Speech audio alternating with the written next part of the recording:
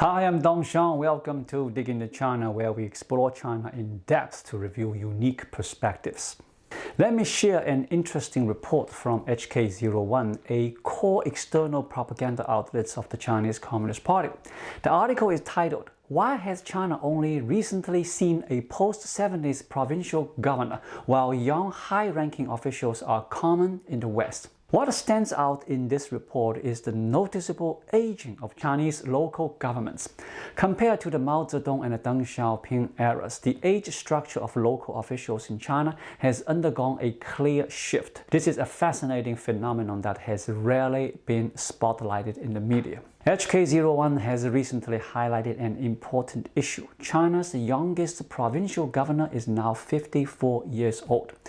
In comparison, Wang Hongwen was just 39 when he held a top position during Mao Zedong's era, and Hu Jintao joined the Politburo Standing Committee at 49 during Deng Xiaoping's time. This stark contrast has drawn attention to the aging trend among both local and senior officials in China. Why has this occurred? It can be seen as a byproduct of Xi Jinping's leadership.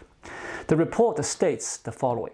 On December 18th, Liu Jie, Deputy Secretary of the Zhejiang Provincial Party Committee and the Secretary of Hangzhou Municipal Party Committee, was appointed Vice Governor and Acting Governor of Zhejiang Province through the Zhejiang Provincial People's Congress Standing Committee. Born in January 1970, Liu Jie has become the first post-70s provincial governor in mainland China and currently holds the distinction of being the youngest provincial-level party and government leader in the country.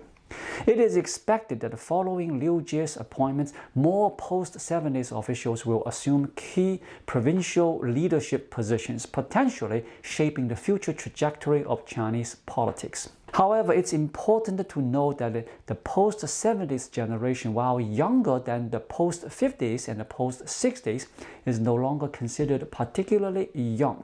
The oldest of them are approaching 55, with the usual retirement age for ministerial level officials set at 65. If the oldest post-70s official do not reach vice national level positions within the next decade, they will face mandatory retirement. Typically, it takes 30 to 40 years of selection and a competition for an individual to rise from entering the system to reach a provincial or ministerial level position, and eventually becoming a national leader.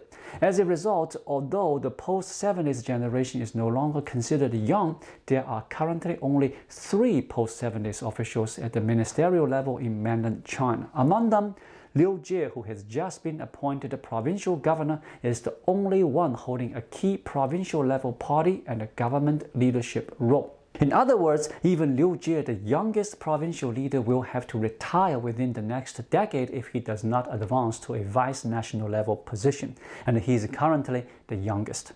This highlights the broader trend of aging among provincial and ministerial officials, with diminishing opportunities for promotion as age becomes a limiting factor. The article continues with a comparative analysis. In contrast, in Western democracies with electoral systems, it is not uncommon for ministerial-level officials in their 30s and 40s to hold significant positions, and even younger national leaders are not rare. For instance, Barack Obama became US President at 47, J.D. Vance was elected US Vice President at 40, Emmanuel Macron became the French President at 40, and Gabriel Attal became French Prime Minister at 34. These examples demonstrate that in Western societies, it is a commonplace for individuals in their 30s and 40s to wield substantial political power. The benefit of this is the potential for fresh perspectives and new opportunities, while the downside is the risk of high-ranking officials lacking the necessary experience and the capabilities for their roles. So why is there an aging trend among Chinese officials? HK01, as a core external propaganda outlet of the Chinese Communist Party, provides an intriguing explanation. A key reason for this difference lies in the contrast between China's political system and electoral democracies. China follows a top-down system for selecting officials where appointments are based on hierarchical progression and top-level decisions.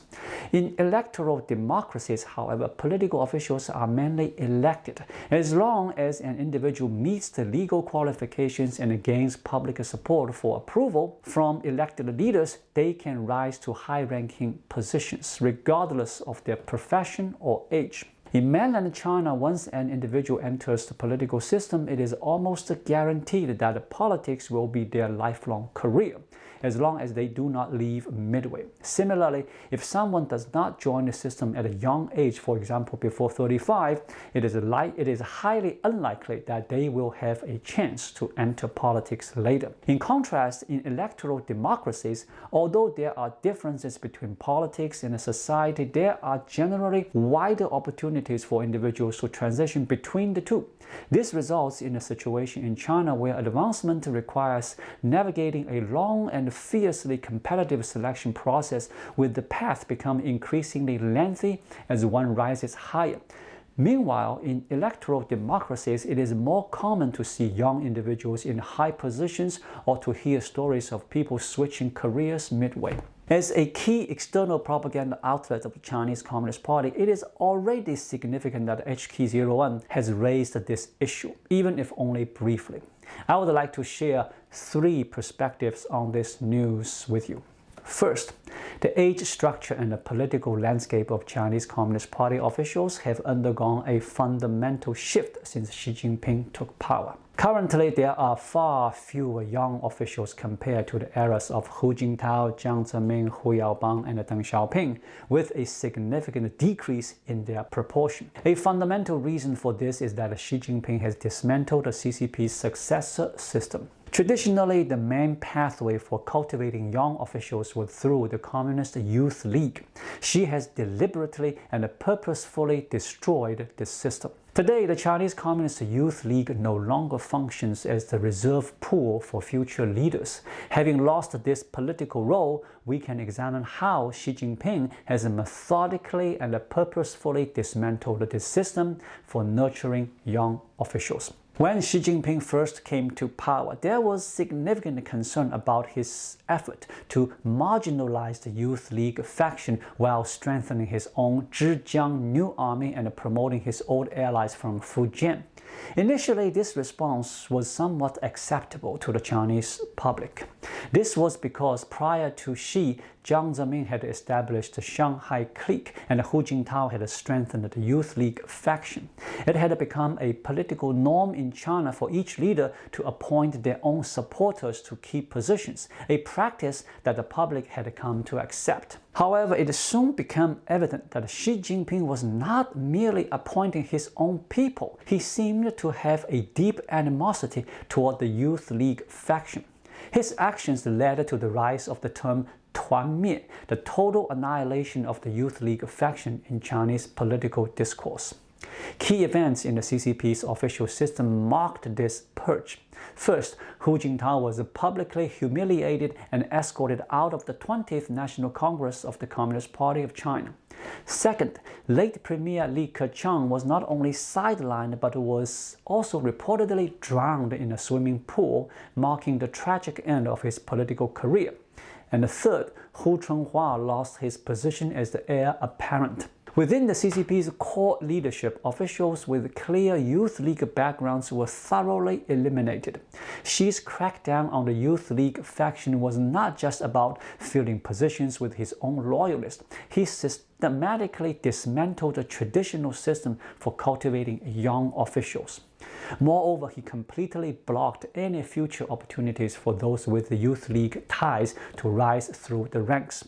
As a result, the significant decrease in young officials within the CCP leadership today can largely be attributed to this Youth League annihilation. Second, whether it's the destruction of the Youth League or its complete elimination, Xi Jinping could still appoint the young officials he trusts. So why is there such a significant decline in the number of young officials, whether from the Youth League or elsewhere?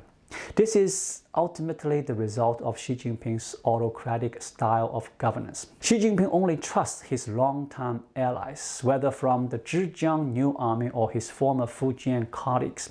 He struggles to promote individuals he hasn't worked closely with.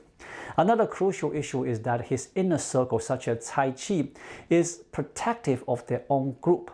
They actively block Xi from engaging with people outside the Zhejiang and the Fujian factions, fearing that others might threaten their positions. On one hand, Xi Jinping has few opportunities to engage with younger officials. At the same time, those in his inner circle have built a metaphorical barbed wire fence preventing him from interacting with others. They worry that such interactions could jeopardize their own interests. This has led to the current gap in young officials within the Chinese Communist Party. Third, although Mao Zedong's era was also characterized by dictatorship, he still focused on cultivating successors and even publicly addressed the issue. While Mao may not have genuinely intended to select a successor, he did not suppress the discussion of succession within the party. In contrast, Xi Jinping's approach is far more stringent. Succession is not a topic allowed for discussion within the party, and Xi himself does not entertain the idea of succession. Both Mao Zedong and Deng Xiaoping, despite their authoritarian rule, made exceptions to promote some young officials to the core leadership. However, Xi Jinping completely ignores this practice. In this regard, while all three periods are marked by dictatorship, Xi's rule is more selfish, self-centered, narcissistic, and arrogant. The lack of young officials is a direct result of Xi's personal traits, which are intensifying the CCP's institutional rigidity and stagnation. This could be seen as another example of Xi pushing China backward, accelerating its decline. In the long run, this might not necessarily be a bad thing for China's future transformation. Thank you so much for watching. If you find this video helpful, please like it, drop a comment below, and hit the subscribe button right here. It really helps YouTube suggest my video to others. I'll be back with more content soon. Until then, be well.